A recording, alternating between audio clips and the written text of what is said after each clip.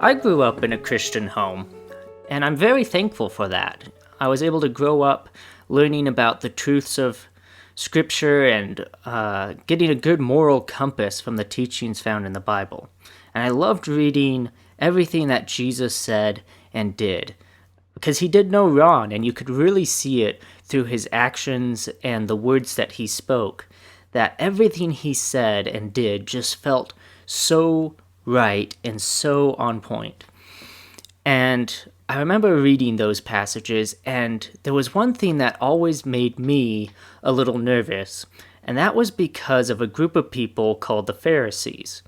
Now, the Pharisees were the religious leaders in Jesus' day. They were the ones who had grown up studying the Scriptures, and it was their responsibility to teach the Scriptures and the laws to the rest of the people.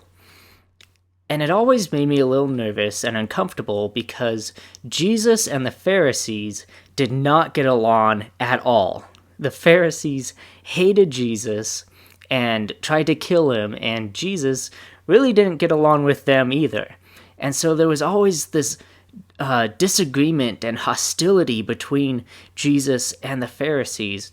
And I remember that made me nervous because the Pharisees were the religious people in Jesus' day. And growing up in a Christian home, I was coming from a religious background. And I never wanted to become the type of person that Jesus would not get along with. I never wanted to become a person that was like the Pharisees. And that's kind of what I want to go over today, is looking at the attitudes and characteristics of the Pharisees so that we can see kind of what was at the core of their being, what their principles were, to help us to avoid being like them, and instead being like someone like Jesus, rather than just one of the Pharisees, one of the religious rulers that ended up being in opposition to what Jesus was doing. So when I was first putting this together, I thought I was going to look at multiple instances where Jesus and the Pharisees talked to each other, but I was actually able to find one passage that worked really well for this, showing multiple of the Pharisees' characteristics. And this is found in the book of Mark, so the Gospel of Mark, in chapter 3. And we're going to be reading the first parts of it, so it'll be Mark 3, 1 through 6. And again, it's important to realize that the Pharisees had been around for a long time and that they had built their own culture within the Israelite people. They had a culture built around the law of Scriptures. And because of being the teachers to the people in that time, they had an authority behind them too. And so the Pharisees were coming from a culture of authority against Jesus, who was this new emerging teacher that was spreading teachings contrary to their own teachings in some ways. Even though they were both teaching from Scripture and from the law, they had opposing ideas and that were clashing with each other. So I want us to look at this. Mark chapter 3, starting in verse 1. It says, "Another time Jesus went into the synagogue, and a man with a shriveled hand was there. Some of them were looking for a reason to accuse Jesus, so they watched him closely to see if he would heal him on the Sabbath. Jesus said to the man with the shriveled hand, 'Stand up in front of everyone.' Then Jesus asked them, 'Which is lawful on the Sabbath, to do good or to do evil, to save life or to kill?' But they remained silent. He looked around at them in anger and, deeply distressed at their stubborn hearts, said to the man, 'Stretch out your hand.'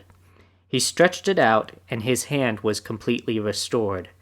Then the Pharisees went out and began to plot with the Herodians how they might kill Jesus." So there's a few things from this passage that I want to point out. The first being found in verse 2, where it says that some of them were looking for a reason to accuse Jesus. And this is where we get the motivation behind why the Pharisees are even here for this story, is that they were following Jesus around, waiting for him to make a mistake so that they had something to accuse him from. And what the Pharisees were doing here was that they were looking for a reason to hate. They knew they didn't like Jesus. They knew that Jesus' teachings went against some of their own teachings. And so they followed Jesus around not to listen to what he had to say, but instead to find something about him to hate and something about him that they could accuse him of. That's why the Pharisees were there. They weren't there to listen.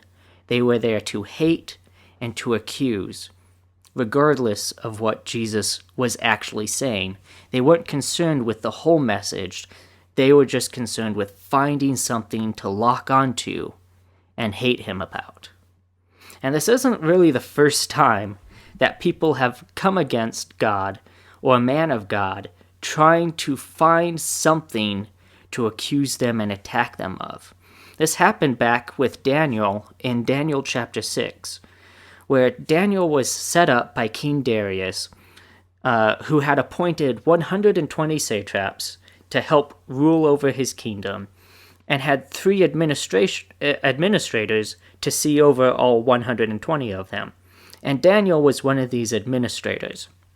And Daniel did such an excellent job at his responsibilities that the people around him became jealous of him and wanted to find some way to take him out. And the way they found to do that was that they knew Daniel was faithful to God and would pray to God 3 times a day. And so they went to King Darius in secret and had King Darius write up a law that for the next 30 days, no citizen was to pray to anybody or any man other than King Darius. And they set this up specifically to trap Daniel because they were jealous of the success that Daniel had. And then if you know the story, Daniel still, after hearing the decree, still goes and prays like he normally does, and because of that he's thrown into the lion's den, where God sends an angel to shut the mouths of the lions so that Daniel survives. But what we see here is again another instance of somebody being targeted, trying to find something about that person that they can accuse them of. So exactly what the other satraps and administrators were doing to Daniel, this is what the Pharisees were doing with Jesus. They were following him around, looking for something to critique, looking for something to accuse him of. They wanted to find a reason to hate him. They were looking for that one thing and would ignore anything else in order to find that one thing that they were looking for, because that's where their focus was. And this is really how the human brain works overall. If I were to take a piece of paper, just a plain white piece of paper, and draw a dot, a black dot, up in the top corner of it, and held up the piece of paper in front of a group of people, what would everybody's eyes focus on? Of course, they would focus on the spot on the piece of paper. Because when we're looking at a piece of paper, we're looking for what is written on the piece of paper. We're not concerned about the paper in general, we're looking for what it's being used for, what's been written on it. And because of that, our eyes automatically go to the little black dot in the corner, even though there's still a whole rest of the paper there. That's not what we're concerned with, because that's not what we're looking for. Even though the very center of the paper is this white blank spot, that's the center of it, we're not focused on that. Instead, we're focused on what we're looking for. And really, we forget about everything else except for what we're looking for and what we're focusing on. That's how our minds work. And so when the Pharisees were looking for a reason to accuse Jesus, looking for that reason to hate him, that's all they were focused on. That's what they did. They looked for reasons to hate and accuse. And so if we're going to try to not be like the Pharisees and be more like Jesus, then what we need to do is, instead of looking for reasons to hate people, we should instead look for reasons to love them. Look at people's good characteristics instead. Focus in on their redeeming features instead of the mistakes that they made. That's what Jesus did with people when he ministered to them. He looked for what they were beyond the mistakes that they made, and found a reason to show them love. And so if we want to be more like Jesus and less like the Pharisees, then instead of looking for reasons to hate people and accuse the mistakes that they make, we should instead look for reasons to love them. Because that is the kind of ministry that Jesus did. So this took place. The Pharisees were there looking for a reason to accuse Jesus. And there was a man there with a shriveled hand, and Jesus had him stand up in front of everyone. And before Jesus does the healing, he asks the people there, which is lawful on the Sabbath, to do good or to do evil, to save life or to kill? Because Jesus knew that the Pharisees were there looking for something to catch him in, some kind of breaking their law and their teachings, so that they could accuse him of it and go down the process of having him killed. So Jesus gets up and he asks them this. And in verse 4 we see that when Jesus asks them the question, that they remain silent. They don't say anything. They refused to answer Jesus. And so what we see the Pharisees doing, and this really isn't the first time they've done it either, but what we see the Pharisees doing is that when Jesus is posing this question and they remain silent, Jesus is trying to engage them in a discussion, but the Pharisees refused to engage in discussion with Jesus. And this is another characteristic of the Pharisees, is that they will not get into a discussion where they feel like they're losing, because they want to win. So they will refuse to engage in the discussion as they do with Jesus here, instead deciding to be silent. Now, if we take that and we contrast that with Jesus, you can look through the ministry of Jesus in the four Gospels, and every question that the Pharisees ask them, Jesus answers. Jesus is always willing to answer their questions and engage in discussion with them. That's productive. You get somewhere with discussion. But when you refuse to engage in discussion with someone, refuse to have a conversation with them, and shut the conversation down instead, you block off the chance of there being any progress whatsoever, because you refuse to listen to them. You shut them down. That's what the Pharisees did. They remained silent because they were refusing to engage in that discussion with Jesus. And being able to sit and have a discussion with someone you disagree with can be one of the most eye-opening things that can take place in your life, and really have an impact on your life and the person you're having a conversation with. Now, I mentioned that I was raised in a Christian home, and with part of that, I was homeschooled by my grandparents. So I would go next door and to my grandparents' house and do my schoolwork there. And my grandpa was a pastor. And I remember just about every day we were over there doing school, almost every day, somebody would come and talk to my grandpa, the pastor. And these would be people that had been there time and time again, and oftentimes they would come seeking advice from my grandpa, and my grandpa would give them advice. Then they would go out and not follow the advice that my grandpa gave them, and then come back and complain about the life situation they were in and wanting more advice on dealing with the situation.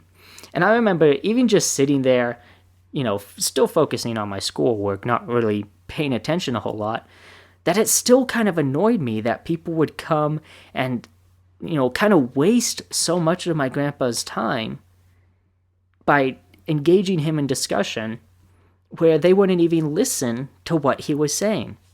And yet, so much of those discussions, so much time was spent of my grandpa listening to them.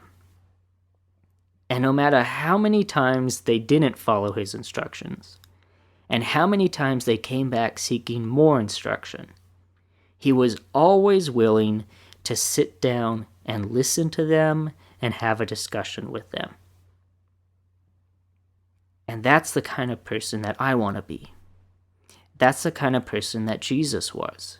He was always willing to begin a discussion and conversation, even with the people he disagreed with. And so if we want to be more like Jesus and less like the Pharisees, then we should always be willing to engage in discussion, even with people we don't like or people that we disagree with. Because it's only through that conversation that any progress will be made. The Pharisees wanted to avoid the conversation. Jesus wanted to engage them in the conversation. So if you don't want to be like a Pharisee, then be willing to have difficult conversations with people.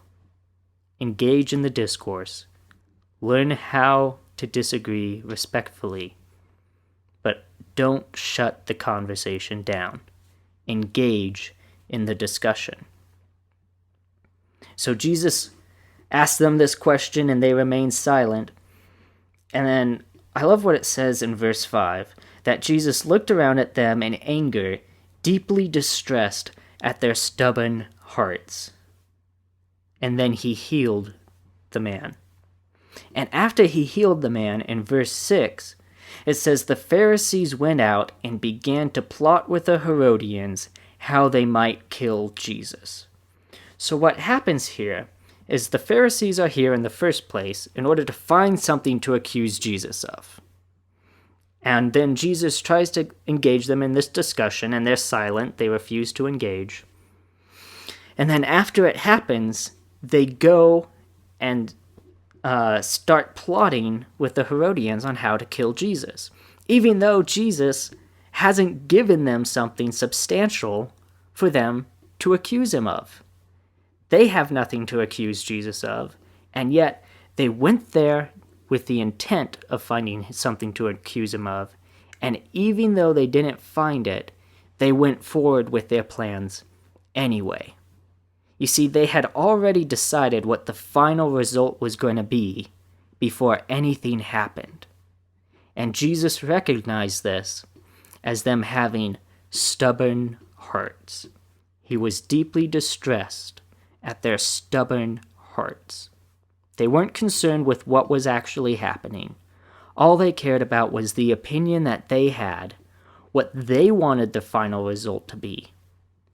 And so they went there with that intent, and regardless of what happened, that was going to be their next step, because they were so stubborn in what they believed that they wouldn't listen to anything Jesus said or pay attention to anything that he did.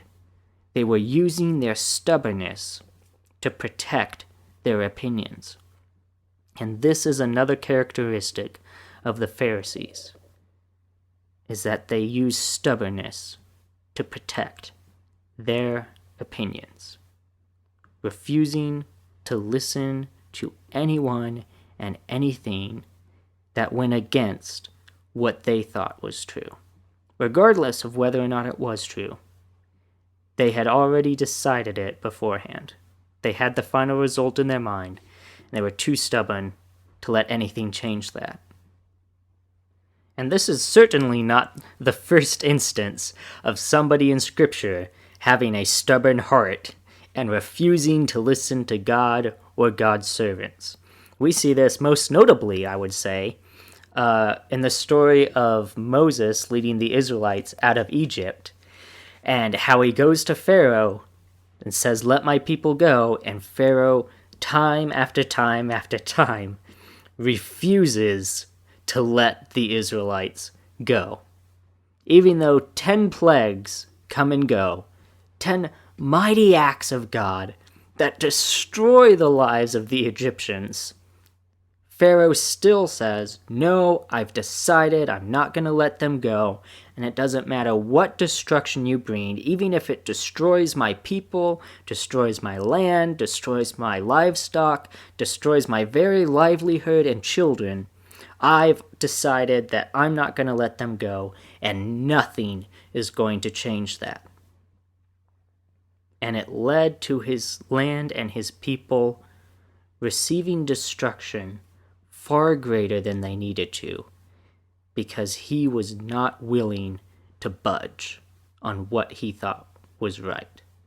He had his opinion, and he was going to stubbornly hold on to it regardless of whatever else happened. He wasn't willing to let his own opinion go.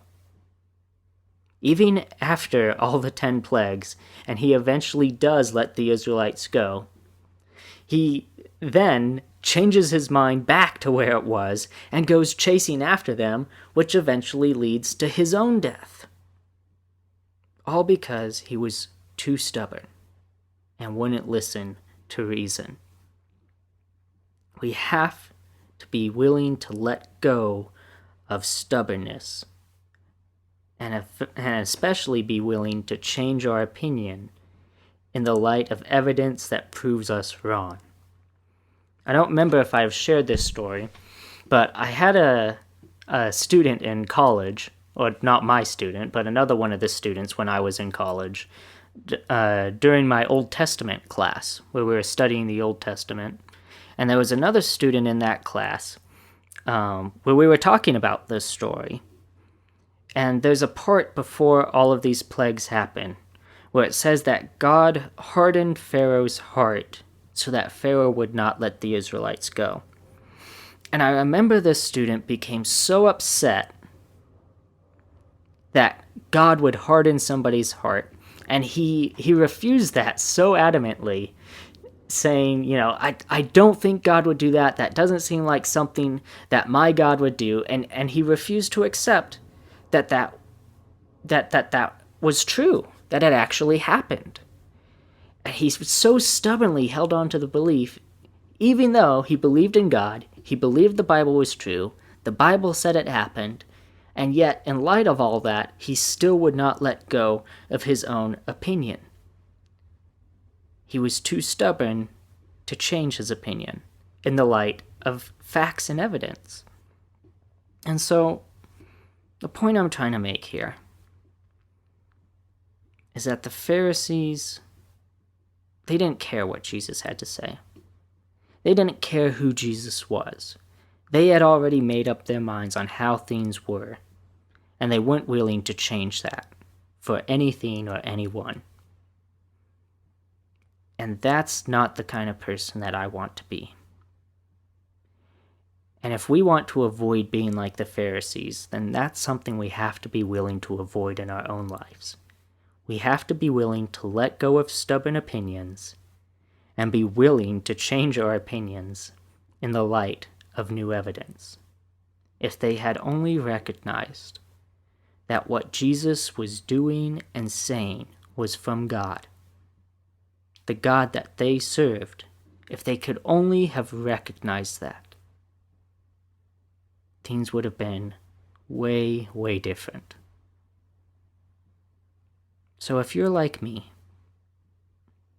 and you don't want to turn into someone who is like the Pharisees, that were people who had taken the law of God, the scriptures that God had given them, and run off so far with it, and with their own culture built around it, and putting themselves as the authority on the matter, and had gotten to such a point that they were in opposition of the very God who gave them that scripture in the first place. If you want to avoid being like that, this is what you do according to this passage of scripture. Rather than stubbornly hating others and shutting down conversations, you need to be willing to challenge your own opinions by listening to others out of love. I'll say that again. Rather than stubbornly hating others and shutting down conversations, we need to be willing to challenge our own opinions by listening to others out of love. That's the difference between the Pharisees and Jesus. The Pharisees sought to hate and accuse.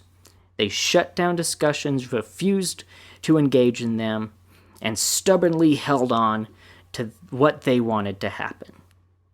But Jesus was the opposite. He found reasons to love people, no matter who they were. He was willing to engage in discussion with people that were attacking him.